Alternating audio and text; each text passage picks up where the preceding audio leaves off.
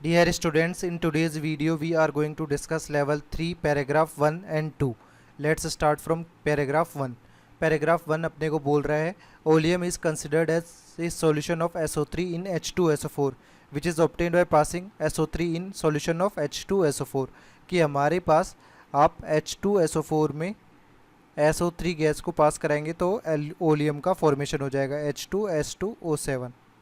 ठीक है, इसके बाद अभी क्या बोल रहा है when 100 gram sample of oleum is diluted with desired mass of H2O, then the total mass of H2SO4 obtained after dilution is known as percentage labeling in oleum. That means हमारे पास जो मिक्सचर दिया हुआ है H2SO4 plus SO3 यानी oleum sample यदि हमारे पास दिया हुआ है उसका यदि अपन हाइड्रोलिसिस करते हैं, हाइड्रोलिसिस करने के बाद केवल वहाँ पर जो ऑब्टेन्ड होगा अपने को टोटल H2SO4 ऑब्टेन्ड होगा.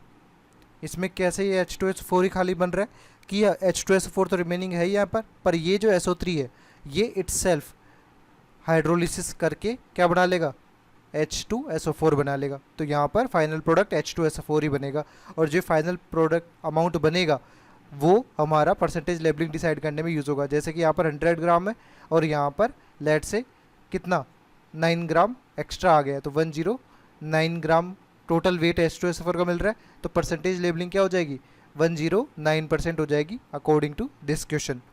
ठीक है, बट यहाँ पर हमारे पास ये जो 100 ग्राम है ये ओलियम का सैंपल का मास है और हाइड्रोलिसिस का मास कितना हो जाएगा यानी H2O का मास हो जाएगा 9 ग्राम.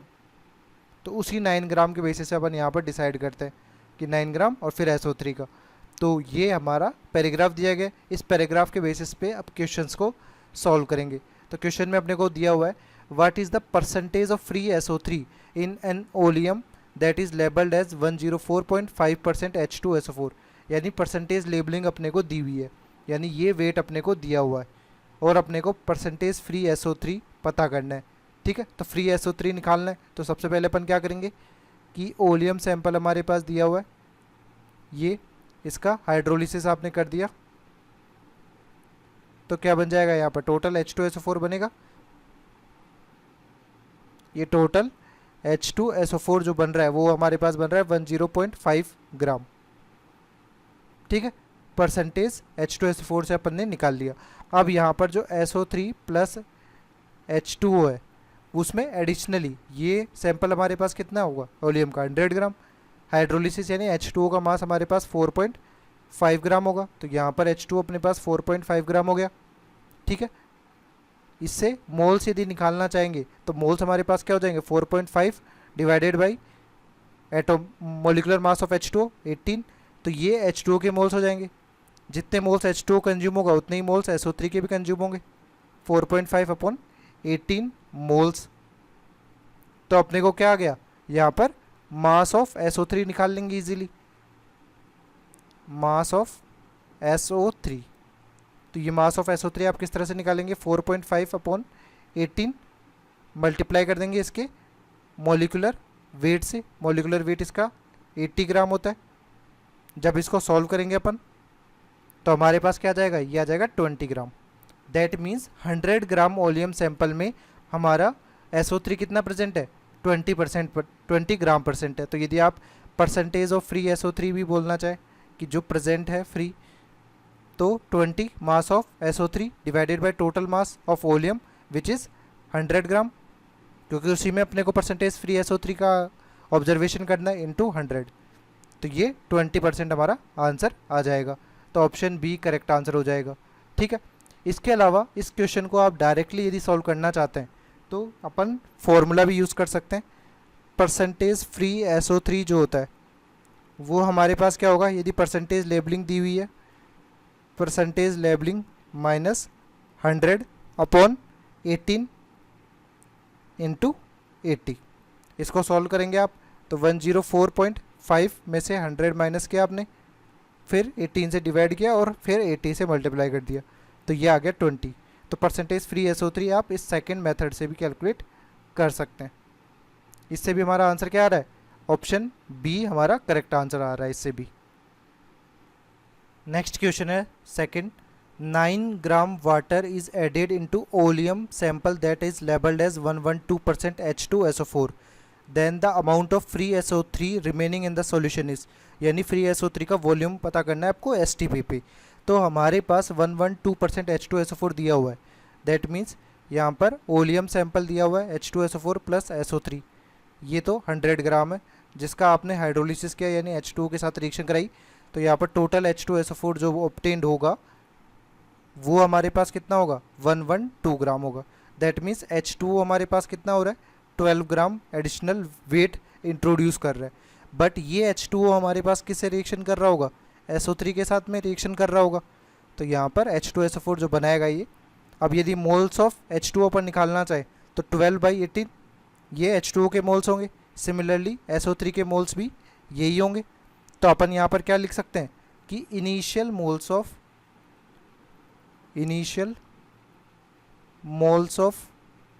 SO3 यानी free SO3 present in oleum, जो हमारे पास ओलियम सैंपल के लेबलिंग दी हुई है उसके बेसिस पे उसमें फ्री SO3 कितना प्रेजेंट है इन ओलियम, ये हो जाएगा हमारे पास 12/18 moles.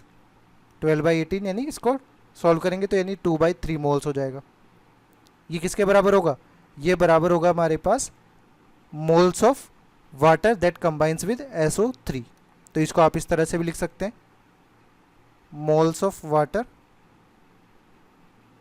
That can combine with SO3। ठीक है, तो ये तो ओलियम सैंपल के लिए आ गया, और ये हमारे पास एक तरीके से टोटल SO3 भी अवेलेबल है। बट अपन ने क्या किया है, एडिशनली 9 ग्राम वाटर और ऐड किया है। तो अपन ने क्या किया कि एडिशनली जो SO3 कुछ भी फ्री SO3 अपने पास पड़ा हुआ था उसको क्या किया, यहाँ पर H2O तो क्या था, ओलियम सैंपल बनाने के लिए यूज़ हुआ था, तो उसका कोई यूज़ नहीं है। यहाँ पर H2O एडिशनली अपने 9 ग्राम ऐड किया, तो यहाँ पे मोल्स कितने होंगे, 9/18 यानी हाफ मोल। तो इस हाफ मोल के लिए ही SO3 भी कितना रिक्वायर्ड होगा, हाफ मोल रिक्वायर्ड होगा H2SO4 बनाने के लिए। ठीक है, तो यहाँ पर हमारे पास SO3 जो कंज्यूम हो रहा है मोल्स वो हाफ मोल आ चुके हैं। तो अपन क्या लिखेंगे यहाँ पर हो जाएगा हमारे पास moles of free SO3 combined with water,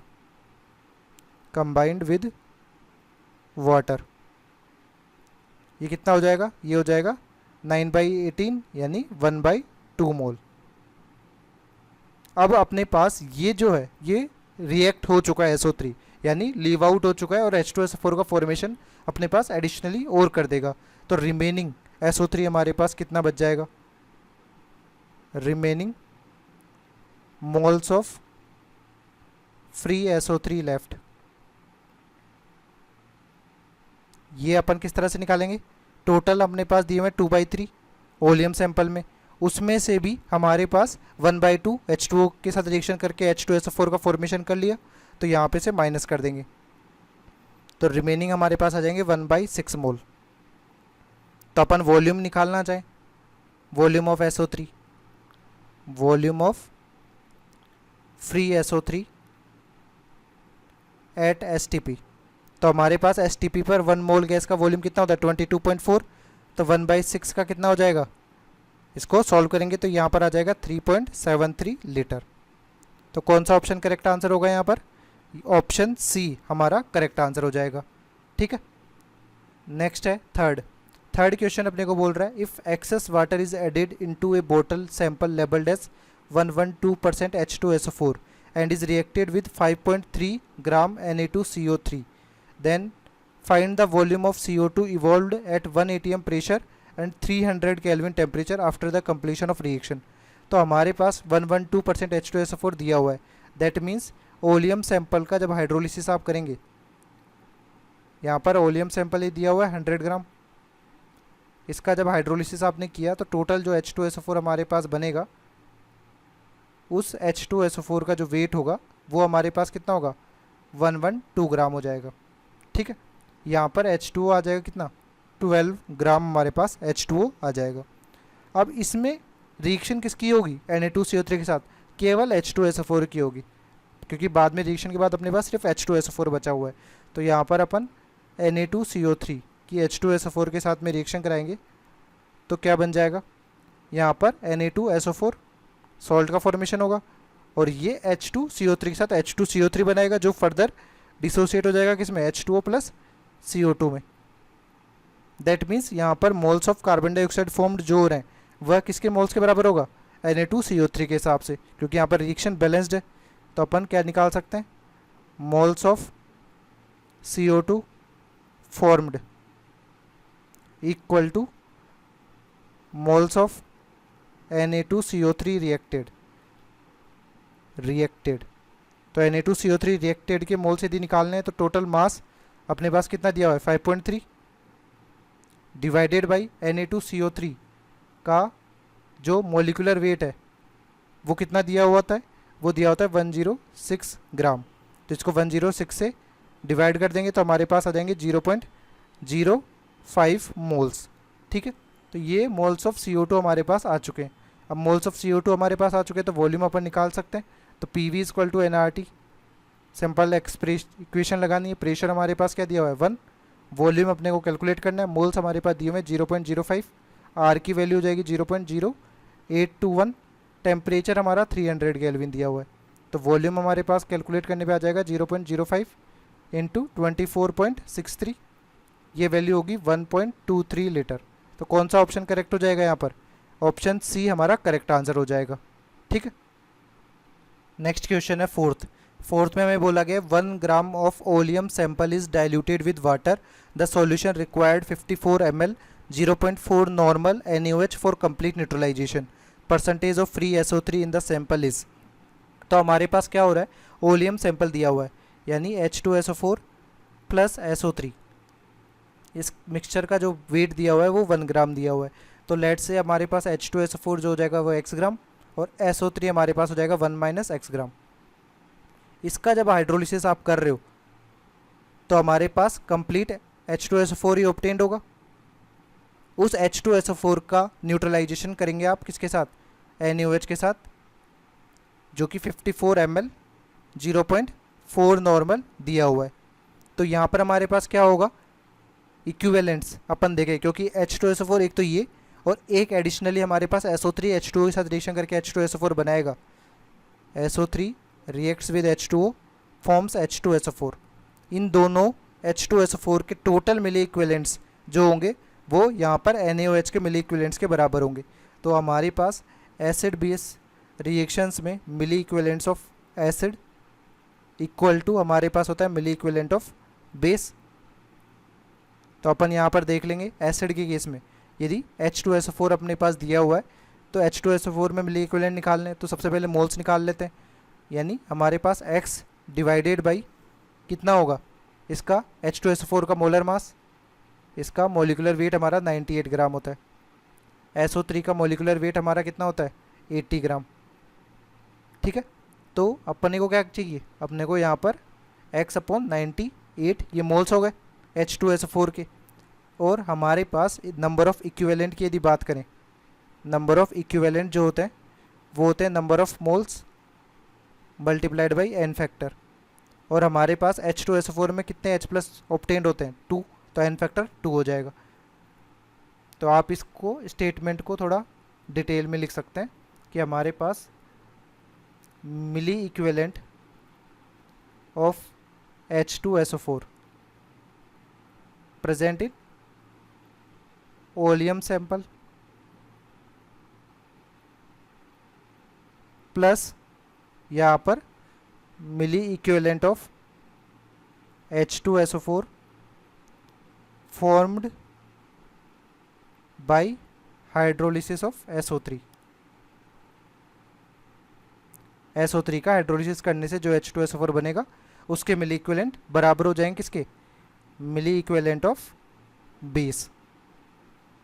तो यहाँ पर H2SO4 का देखें अपन, तो यहाँ पर x मास दिया हुआ था डिवाइडेड बाई 98 इंटू 2 हो जाएगा, प्लस यहाँ पर H2SO4 के अपने को मोल्स निकालने, तो उसके लिए अपन क्या करेंगे, यहाँ पर आप देखें ये SO3 H2O H2SO4 बन रहा है, इस SO3 के मोल्स यदि निकालना चाहे तो 1 माइनस एक्स इसका मास है डिवाइडेड बाई मोलर मास 80, ये जो मोल्स होंगे उतने ही मोल्स हमारे पास H2SO4 के भी ऑब्टेन्ड होंगे 1 माइनस एक्स अपॉन 80। ठीक है, तो H2SO4 के मोल्स हमारे पास आ गए यहाँ पर 1 - x/80। इसको n फैक्टर से मल्टीप्लाई कर देंगे तो यहाँ पर भी H2SO4 का n फैक्टर क्या होगा, 2 ही होगा। तो ये हमारे पास इस तरह से हो गया। अब सॉरी, यहाँ पर मिली इक्विवेलेंट्स नहीं होंगे क्योंकि ये सब अपन ने number of moles into n factor किया है, ठीक है। तो यहाँ पर मिली वर्ड को आप हटा दीजिए। अब यहाँ पर इक्विवेलेंट ऑफ बेस करना है तो 54 मिलीलीटर है, इसको लीटर में कन्वर्ट कर लेंगे। 54 × 10⁻³ इसको नॉर्मेलिटी से मल्टीप्लाई कर देंगे तो हमारे पास इक्विवेलेंट ऑफ बेस आ जाएगा। अब इन पूरी इक्वेशन को जब आप सॉल्व करेंगे तो x की वैल्यू हमारे पास आ जाएगी 0.74। ये x हमारा आ गया।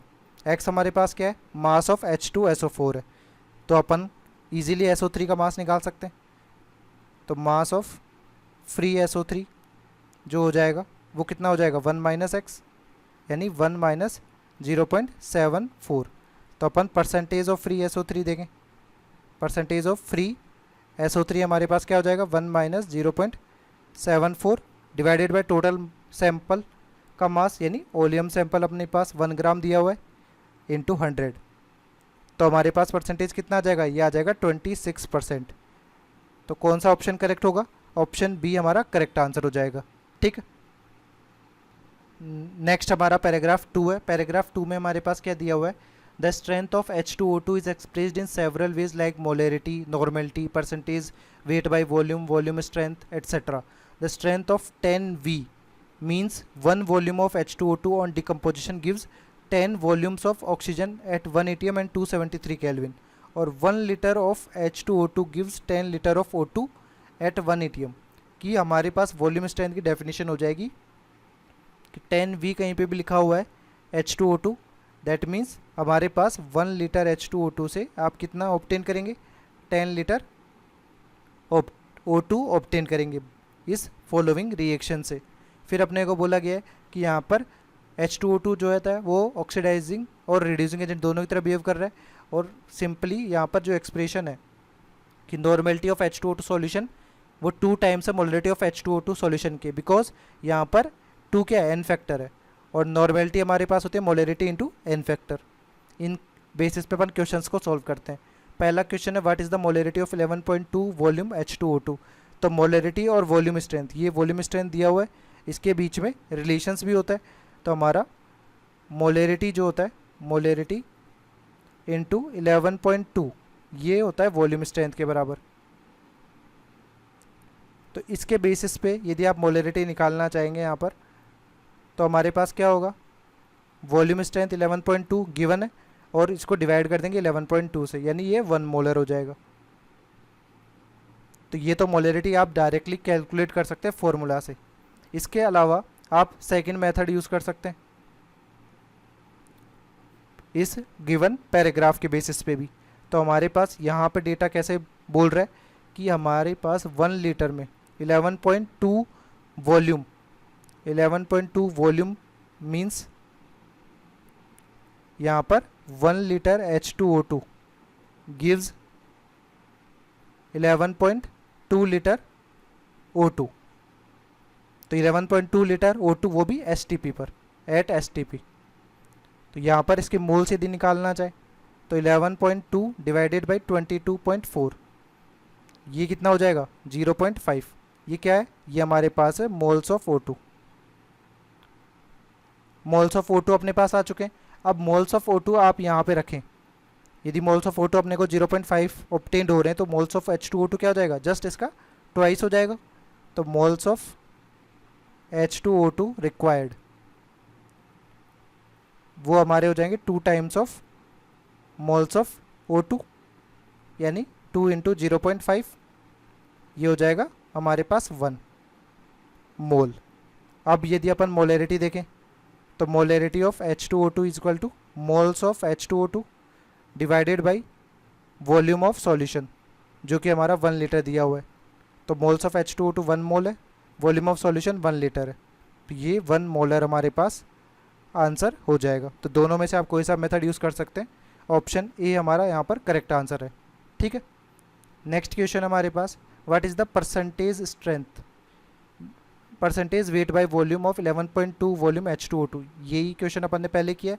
तो इससे अपने पास मोलरिटी कैलकुलेट करके क्या आ रही है, मोलरिटी हमारे पास आ रही है 1 मोलर, यानी 1 मोल पर लीटर। ठीक है, तो परसेंटेज स्ट्रेंथ H2O2 की पता करनी है।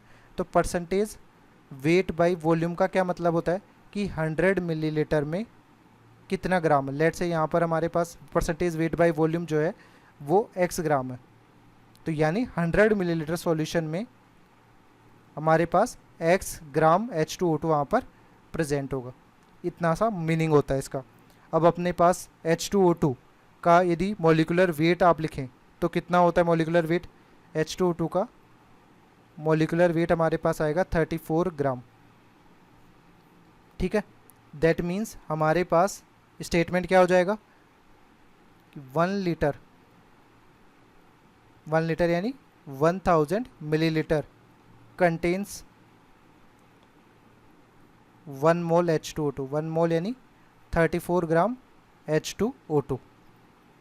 तो हमारे पास 1 ml का क्या होगा, 34/1000, और 100 ml सॉल्यूशन यदि अपन ने लिया है तो उसमें कितने ग्राम H2O2 होगा,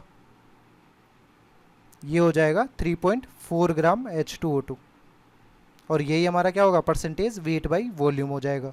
तो ऑप्शन बी हमारा करेक्ट आंसर है। ठीक है, नेक्स्ट है third, 20 millilitre of H2O2 solution is reacted with 80 millilitre of 0.05 molar KMnO4 in acidic medium, then what is the volume strength of H2O2। अब हमारे पास जो H2O2 है वो किसके साथ रिएक्शन कर रहा है, KMnO4 के साथ में रिएक्शन कर रहा है। अब यहाँ पर KMnO4 क्या है, ऑक्सीडाइजिंग एजेंट है, तो H2O2 को ऑक्सीडाइज करेगा। तो -1 ऑक्सीडेशन स्टेट से एक तो -2 में जा सकता है, 0 में, तो ऑक्सीडेशन में क्या होगा, ये O2 में कन्वर्ट होगा, तो इसको ऑक्सीडाइज कर देगा O2 में, और खुद Mn+7 ऑक्सीडेशन स्टेट से +2 ऑक्सीडेशन स्टेट में चला जाएगा बिकॉज ऑफ एसिडिक मीडियम। तो यहाँ पर ये -1 से 0 में जा रहा है। अब यहाँ पर एन फैक्टर्स अपन कैलकुलेट करें। एन फैक्टर हमारे भाई चेंज कितना हो रहा है, यूनिट 1 का हो रहा है, नंबर ऑफ ऑक्सीजन एटम्स यहाँ पे 2 है, तो एन फैक्टर 2 हो जाएगा। यहाँ पर अपन एन फैक्टर चेक करें तो +7 से +2 है, यानी 5 × 1, एन फैक्टर 5 हो जाएगा।